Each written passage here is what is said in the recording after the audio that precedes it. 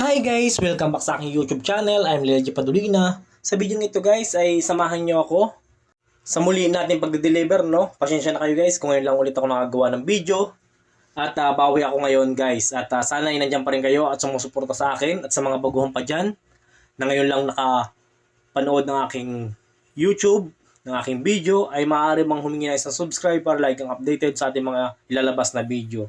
So ngayon guys, pag-usapan natin kung okay pa ba ang pair ni Food Panda kasi ang daming mga nagreklamo na bumaba nga daw ang fare ni Food Panda at malaki na ang komisyon ni Food Panda. Hindi katulad dati. Kasi ngayon guys ay meron ng mabilis na restriction. Kapag ikaw ay hindi ka agad nakapag-remit, kapag katapos mo cash block, may restriction ka na kaagad. Then, yung bago pong update ngayon kay Food Panda is hindi ka na pwedeng mag-iwan sa iyong wallet ng kahit na hindi bababa sa 50 pesos pababa. Ayan. Hindi na po tayo pwede mag-iwan ng for example, 60 pesos, 70 pesos. Hindi katulad dati na kahit mag-iwan ka ng 99 pesos, okay lang. Ngayon po, kailangan mas mababa pa sa 50 pesos. Yung po ang bagong update ni Food Panda. So yun, huwag natin ito patagalin at samahan nyo na ako guys sa aking munting video at ipapakita ko sa inyo ang fare ni Food Panda.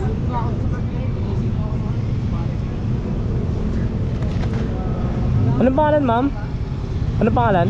Iris Gonzalez. Opo, ito ma'am. Thank you, Thank you po. Sige po.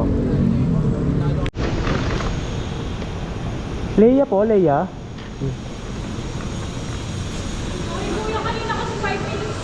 Opo, sige po. Okay lang po yun, ma'am.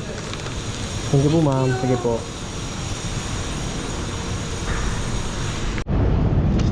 Ma'am Ella po.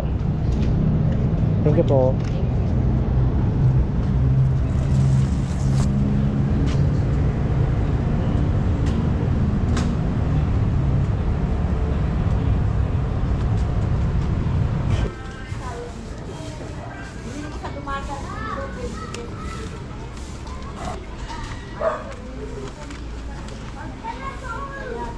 Ma'am Chrislyn. Opo. Thank you po. Sige po.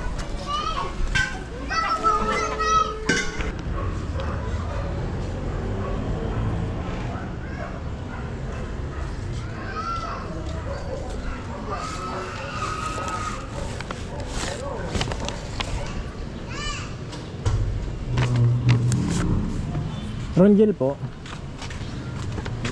Thank you po. Salamat po.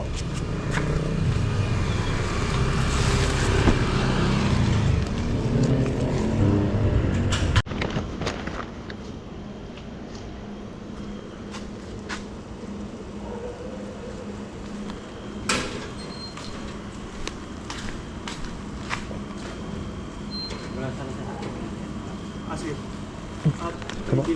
Opo. Thank you po. Salamat po. Itawid ko lang boss. Sir.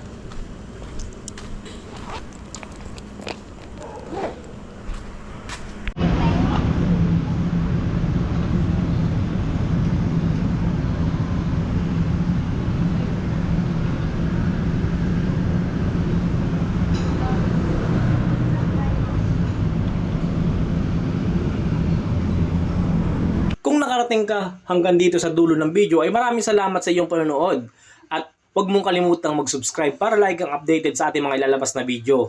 So yun, pauwi na ako guys at tapos na rin ang aking shift, no? At ito ang ating kinita sa loob ng 7 hours. Check nyo lang guys. Thank you for watching. God bless. Bye-bye.